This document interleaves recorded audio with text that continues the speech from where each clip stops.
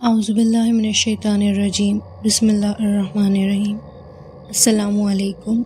امید کرتی ہوں کہ آپ سب لوگ بالکل خیریت کے ساتھ ہوں گے۔ آپ سب کا میرے چینل پہ خوش آمدید۔ آج میں پھر سے آپ کی خدمت میں ایک نئی کہانی لے کر حاضر ہوئی ہوں، جس کا عنوان ہے کراچی کا پر اسرار رکشہ، ایک خوفناک رات کا واقعہ۔ تو چلیں اپنی کہانی کا آغاز کرتے ہیں، لیکن اس سے پہلے گزارش ہے کہ میرے چینل کو سبسکرائب کرنا مت بھولیے گا، یہ میرے لیے حوصلہ افزائی کا باعث ہوگا۔ شکریہ۔ اپنی کہانی کا آغاز کرتے ہیں۔ یہ کہانی کراچی کے ایک نوجوان کی ہے جس کا نام فیضان تھا۔ فیضان کراچی کے ایک دفتر میں نوکری کرتا تھا اور روزانہ شہر کے مصروف راستوں سے گزرتے ہوئے اپنے گھر واپس آتا تھا۔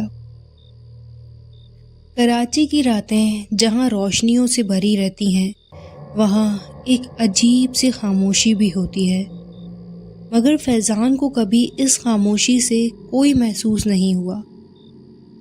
وہ عموماً رات دیر سے ہی گھر آتا تھا، مگر اس رات اسے بہت دیر ہو چکی تھی۔ دراصل وہ اپنے ایک قریبی دوست کی شادی پر گیا ہوا تھا جو کہ ہائی وے پر تھی۔ رات کے تقریباً 2 بجے کا وقت تھا۔ فیضان شادی سے فارغ ہوا اور گھر جانے کے لیے سڑک پر کھڑا رکشے کا انتظار کرنے لگا۔ اس دن خاص بات یہ تھی کہ اس کے کچھ ساتھیوں نے اسے دیر رات رکشہ میں گھر جانے کے خطرات سے آگاہ کیا تھا، مگر وہ ہنستے ہوئے بولا، یار یہ سب کہانیاں ہیں، کچھ نہیں ہوتا۔ مگر شاید اسے اندازہ نہیں تھا کہ اس رات کی سچائی اور اس کی سوچ سے کہیں زیادہ خوفناک ہوگی۔ کافی دیر انتظار کرنے کے بعد اس نے ایک رکشہ دیکھا جو دور سے اس کی طرف آ رہا تھا۔ رکشے کی لائٹس دھندلی تھی اور اس کے پیچھے سے ایک عجیب سا سایہ نمودار ہو رہا تھا جو جیسے رکشے کے ساتھ لپٹا ہوا تھا۔ رکشہ آہستہ آہستہ فیضان کے قریب آیا اور رک گیا۔ فیضان نے رکشے والے کو دیکھا۔ وہ ایک عمر رسیدہ شخص تھا۔ اس کے چہرے پر جھریاں اور آنکھوں میں ایک عجیب سی دہشت تھی۔ رکشے والے نے فیضان کی طرف مسکرا کر دیکھا اور کہا، بیٹا کہاں جانا ہے؟ فیضان نے کچھ لمحے اس آدمی کو غور سے دیکھا، مگر اس کے بعد اپنے خیال کو جھٹک دیا اور اپنی منزل بتا دی۔ وہ ایک ڈبل سیٹر رکشہ تھا۔ رکشے والے نے خاموشی سے رکشہ چلا دیا۔ رکشے کے اندر داخل ہوتے ہی فیضان کو ایک عجیب سی بو محسوس ہوئی، جیسے یہ رکشہ کئی سالوں سے استعمال ہی نہ ہوا ہو۔ اس میں نمی، دھول اور کسی نامعلوم چیز کی بساند شامل تھی، جس نے فیضان کو اندر ہی اندر خوفزدہ کر دیا۔ رکشہ چلنے لگا اور فیضان نے محسوس کیا کہ وہ عام راستے سے ہٹ کر کسی سنسان سڑک پر آ گئے ہیں۔ وہ رکشے والے سے پوچھنے لگا، بابا یہ کون سا راستہ ہے؟ یہ تو میرے گھر کا راستہ نہیں لگ رہا۔ رکشے والے نے پلٹ کر ایک خوفناک مسکراہٹ کے ساتھ کہا، بیٹا فکر مت کرو، میں تمہیں صحیح جگہ پہنچا دوں گا۔ اس کے لہجے میں ایک ایسی گونج تھی کہ فیضان کے رونگٹے کھڑے ہو گئے۔ رکشہ اب ایسی سڑک پر تھا جو بالکل سنسان اور ویران تھی۔ سڑک کے اطراف میں گھنے درخت تھے جن سے اندھیرا اور بڑھ گیا تھا۔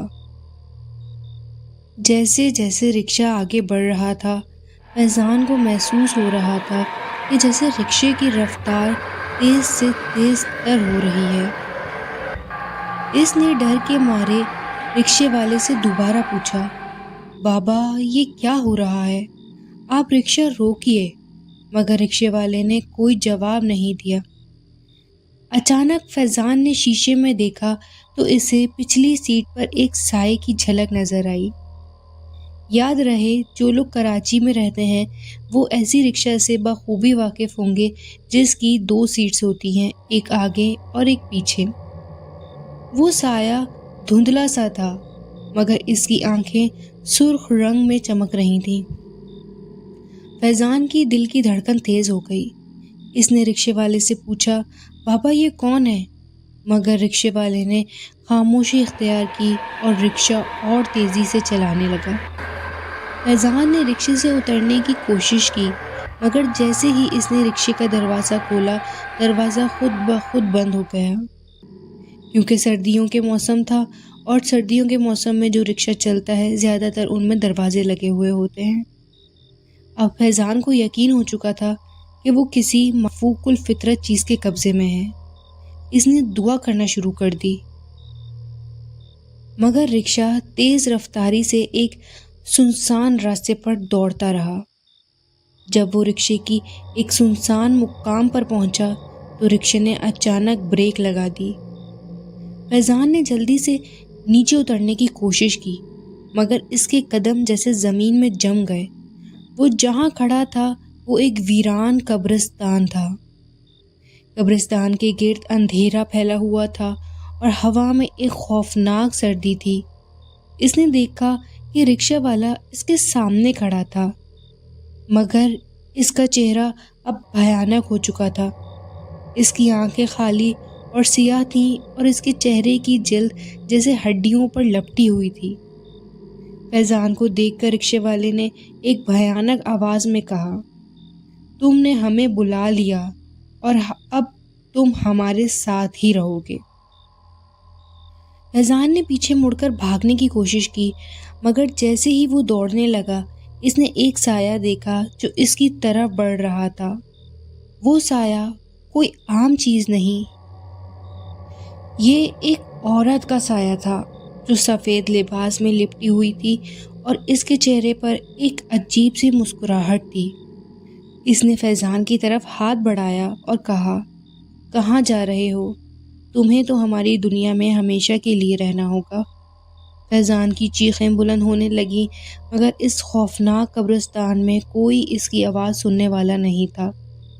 اس نے ایک لمحے کے لیے اپنے فون کی اسکرین پر دیکھا تو اس میں ایک پیغام نمودار ہوا، اب تم واپس نہیں جا سکتے، یہ تمہارا مقدر ہے۔